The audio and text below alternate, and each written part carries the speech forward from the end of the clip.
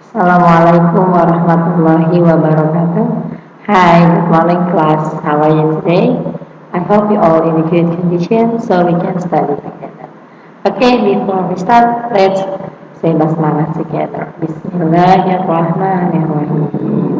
Nah, kita doa sebelum belajar. Rabbi zidni ilman nafi'a warzuqni fahma. Ya Allah, please give me your blessing of knowledge and understanding. Oke, sekarang siapkan buku, pena, dan juga tematik kalian. Kita akan bahas tentang tematik 4B seperti tema 3, pembelajaran 4 dan 5. Sekarang buka buku pena kalian halaman 136.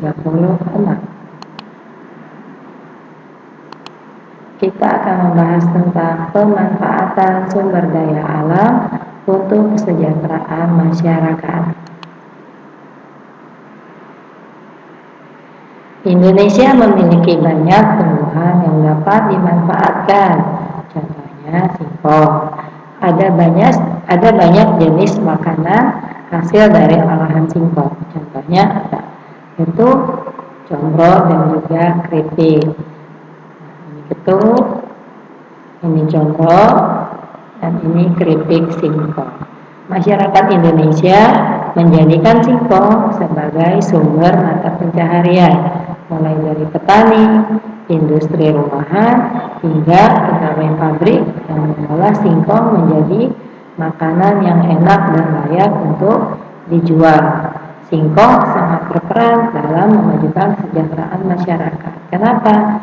Para petani singkong yang menanam singkong, mereka olah dijadikan jajanan atau makanan yang enak dijual, mereka bisa menghasilkan uang lebih banyak dibanding ketika hanya menjual singkong mentah saja. Apalagi kalau singkong tersebut dijual oleh petani ke pabrik dan oleh pihak pabrik diolah menjadi keripik atau makanan yang bisa dijual di berbagai daerah. Contohnya seperti keripik ya teman-teman, di toko-toko di sekitar kita sudah banyak keripik singkong yang dikemas dalam kemasan semenarik mungkin, bahkan ada yang sampai diekspor ke luar negeri. Itulah kenapa singkong bisa meningkatkan kesejahteraan masyarakat, karena bisa menambah penghasilan para petani singkong dan juga bisa membuka lapangan pekerjaan ya.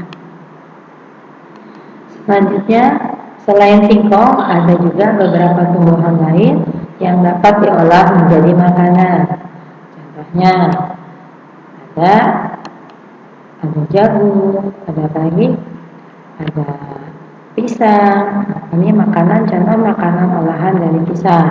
Nah, bisa dijadikan pisang coklat atau piscok. Bisa juga es pisang hijau dari Manado ya, bisa juga pisang nugget crispy atau juga keripik pisang. Ini contoh makanan olahan dari pisang yang memiliki nilai jual yang tinggi sehingga para petani pisang bisa mendapatkan harga yang lebih baik bila diolah menjadi makanan-makanan tersebut. Selanjutnya, makanan olahan dari jagung. Contohnya ada popcorn, biasanya di bioskop ya, bahkan dijual bebas atau bahkan ibu kalian suka bikin juga sendiri. Ada ini cornflakes, keripik yang terbuat dari jagung. Ada juga corn dog yang kentang jagung tentunya kentang dengan sosis dijadikan satu, lagi hits ya teman-teman ya. Ada juga apa ini? Ada yang tahu? Ya, jagung, susu, keju. Ya, suke ya, biasa kita kenal. Oke, selanjutnya adalah sekarang buka buku tematik 4B kalian halaman 104. Makanan pokok suatu daerah dapat berbeda-beda. Hal tersebut sesuai dengan keadaan, tempat, dan budaya. Makanan pokok itu berasal dari tanaman, baik dari seperti beras, gandum, jagung maupun umbi-umbian seperti kentang, ubi jalar, talas, dan singkong. Kalau kita di Pulau Jawa kebanyakan makanan sehari-hari atau makanan pokoknya adalah nasi. Tapi beda dengan teman-teman kita yang ada di luar sana, seperti di bagian timur Indonesia.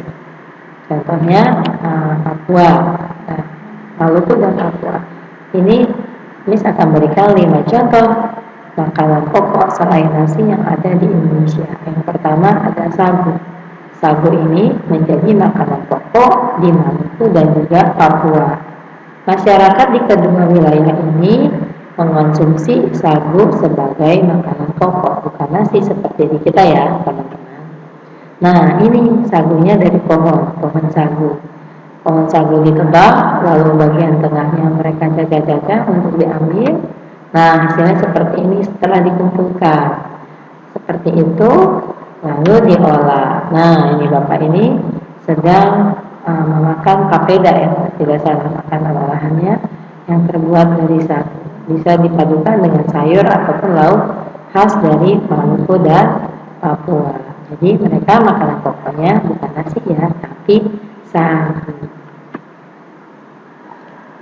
Yang kedua, beras singkong. Ini yang terkenal di desa Cirende, Cimahi, Jawa Barat. Nah, masyarakat di daerah ini mengolah singkong menjadi tepung atau beras singkong. Nah, ini beras singkong. Mungkin di beberapa daerah yang lain bisa disebut juga tiwul kalau nggak salah di daerah Jawa Tengah. Nah, ini sego singkong, tiwul atau beras singkong. Biasanya ini di daerah Cimahi, Jawa Barat. Mungkin juga di daerah lain ya, tapi ini cuma sebagai selingan sekarang, bukan sebagai makanan pokok. Selanjutnya adalah sakelan di desa Sigedong, Temanggung, Jawa Timur. Masyarakat di daerah ini menjadikan nasi jagung atau sakelan sebagai makanan pokok mie. Nasinya terbuat dari jagung, teman-teman, bukan padi seperti yang kita makan. Nih, mereka olah menjadi makanan pokok sebagai pendamping lauk, sebagai sumber karbohidrat ya. Selanjutnya adalah di daerah Biak Numfor, Papua. Mereka memakan jamawut atau bisa disebut juga jawawut. Ya. Ini jawawut ini sejenis tanaman serelia yang disebut juga pokek oleh masyarakat Biak Numfor, Papua. Nih pohonnya. Nah, ini jawawutnya. Kadang kalau di kita suka dijadikan pakan untuk burung ya teman-teman. Ternyata untuk manusia pun bisa. Ini olahan dari jawawut tersebut. Tuh kan, mereka jadikan makanan pokok sebagai pengganti nasi. Ya, selanjutnya adalah ubi jalar di suku Dani, Jaya Wijaya, Papua. Mereka masyarakat di daerah ini mengonsumsi ubi jalar sebagai makanan pokok. Ubi jalarnya ya. Tuh, mereka sedang memasak ubi jalar tersebut untuk dijadikan makanan pokok. Jadi tidak pakai nasi mereka, tidak juga pakai nasi jagung, tapi pakai ubi jalar. Selanjutnya kalian buka buku pena 4A halaman 138 dan juga 139. Oke, kita akan bahas tentang bernyanyi dengan baik dan benar. Nah, kita perlu mengetahui teknik bernyanyi yang baik. Berikut hal yang harus diperhatikan saat bernyanyi. Yang pertama, sebelum bernyanyi, kalian harus melakukan pemanasan terlebih dahulu. Pertama, supaya kalian tidak grogi, supaya nafas kalian pun sudah mulai teratur, tidak tersengal-sengal ya. Yang kedua, teknik pernapasan penting dalam menyanyi. Nah, ada 3 jenis Ada 3 jenis pernapasan dalam bernyanyi, yaitu pertama pernapasan dada, yang kedua pernapasan perut, dan yang ketiga adalah pernapasan diafragma. Teknik pernapasan yang baik saat bernyanyi adalah pernapasan diafragma. Yang ketiga, sikap tubuh yang baik adalah berdiri tegak, bukan seperti ini atau seperti ini. Jadi sikap baik dalam bernyanyi adalah berdiri tegak. Yang keempat, kita harus menguasai artikulasi dengan mengucapkan huruf vokal A, I, U, E, O supaya jelas ya arti dari lagu-lagu tersebut, makna dari lagu yang kita nyanyikan. Selanjutnya kita harus sering minum air hangat dan tidak terlalu banyak mengonsumsi gorengan supaya tenggorokan kita tidak sakit, apalagi saat bernyanyi. Selanjutnya kita akan bahas tentang hak dan kewajiban sehari-hari. Nah, penggunaan energi alternatif dapat mengurangi pencemaran. Menggunakan energi alternatif pun berarti telah memenuhi kewajiban memelihara lingkungan. Berikut adalah kewajiban kita sehari-hari dalam memelihara lingkungan.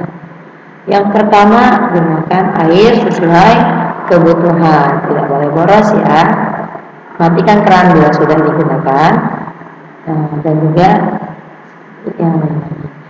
yang kedua, kita harus menggunakan kendaraan hemat energi seperti sepeda. Kalau jaraknya dekat bepergian cukup menggunakan sepeda. Yang ketiga, kita tidak membuang limbah sembarangan. Membuang ya teman-teman, salah mengetik. Yang keempat, menggunakan sinar matahari untuk penerangan siang hari. Jadi kita tidak harus menyalakan lampu ketika siang hari. Kalau ruangan tersebut terdapat jendela, cukup buka jendela saja sebagai pengganti lampu listrik ketika di siang hari. Yang kelima, kita harus mengurangi penggunaan energi. Ini merupakan contoh kewajiban kita sehari-hari dalam memelihara lingkungan. Selanjutnya adalah hak-hak kita dalam sehari-hari. Nah, setelah kita melaksanakan kewajiban dalam memelihara lingkungan, maka kita akan memperoleh hak-hak yang kita peroleh antara lain. Yang pertama, kita memperoleh udara segar. Yang kedua, tubuh pun akan menjadi sehat. Yang ketiga, kita dapat menggunakan air bersih untuk mandi, minum, dan juga mencuci. Lalu yang keempat, kita dapat memanfaatkan sumber daya alam. Ini contoh hak kita dalam memelihara lingkungan. Selanjutnya, contoh pelaksanaan hak dan kewajiban dalam menggunakan energi. Kalian perhatikan gambar berikut. Nah, gambar ada seorang ayah yang sedang menonton TV. Yang kita bahas hanya cukup TV-nya ya teman-teman, bukan AC, bukan juga kulkas. Ayah mendapatkan hak menggunakan energi listrik untuk menonton TV. Ayah juga memiliki kewajiban untuk menghemat energi listrik dengan cara mematikan TV bila sudah selesai menontonnya. Dan juga ayah memiliki kewajiban untuk membayar biaya penggunaan listrik di setiap bulannya. Ini contoh pelaksanaan hak dan kewajiban ya. Nah, sekarang kalian akan berikan tugas hari ini. Tugasnya adalah buka, yang pertama, buka buku tematik 4B kalian di halaman 100 nomor 1 bagian A. Kalian tuliskan pelaksanaan hak dan kewajiban menggunakan energi berdasarkan gambar yang ada di buku tersebut, gambar A dan gambar B. Contohnya seperti tadi ya, kalian harus menjabarkan atau menuliskan. Yang selanjutnya, buka buku tematik 4B kalian halaman 107, lalu kerjakan soal nomor 2 bagian Oke teman-teman, cukup sampai di situ pembelajaran kita hari ini. Terima kasih untuk kerjasamanya. Assalamualaikum warahmatullahi wabarakatuh.